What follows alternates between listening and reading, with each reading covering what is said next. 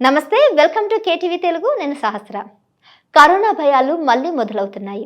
Covid virus పూర్తిగా అంతమవుతుందని ప్రపంచ దేశాలు సంతోషపడుతున్న వేళ మరోసారి మానవాళిపై విరుచుకుపడేందుకు సిద్ధమైంది. అంతమైనట్లే అంతమై చాప కింద నీరులాగా మెల్లగా వ్యాప్తి చెందుతున్నాయి. గత కొన్ని రోజులుగా వివిధ దేశాల్లో కోవిడ్ కేసులు పెరుగుతుండటంతో మళ్లీ ప్రపంచాన్ని వైరస్ భయాల్లోకి నెట్టేస్తుంది.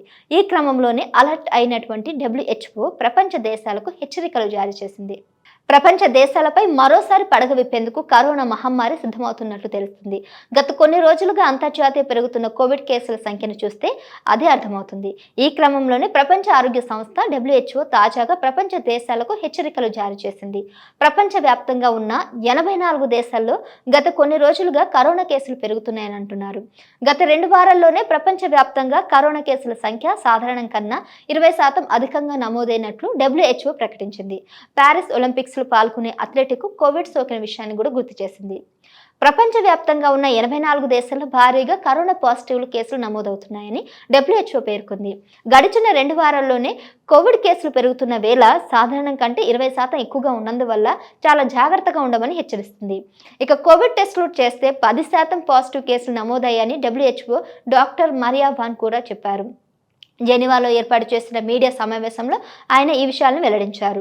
కరోనా కేసుల పాజిటివిటీ ఒక్కో ప్రాంతంలో ఒక్కోలా ఉందని డాక్టర్ మరియా వాన్ కట్టెవా పేర్కొన్నారు.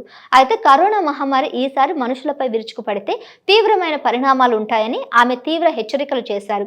ఇక WHO విడుదల చేసిన తాజా నివేదిక ప్రకారం అమెరికా, యూరప్, పశ్చిమ పసిఫిక్లలో కొత్త ఇన్ఫెక్షన్లు వెలుగు చూశాయని పేర్కొంది.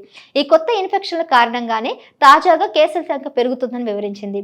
గత 18 నెలలుగా కోవిడ్ వ్యాక్సిన్ లభ్యత బాగా తగ్గిందని డాక్టర్ వాన్ కెట్వా చెప్పారు.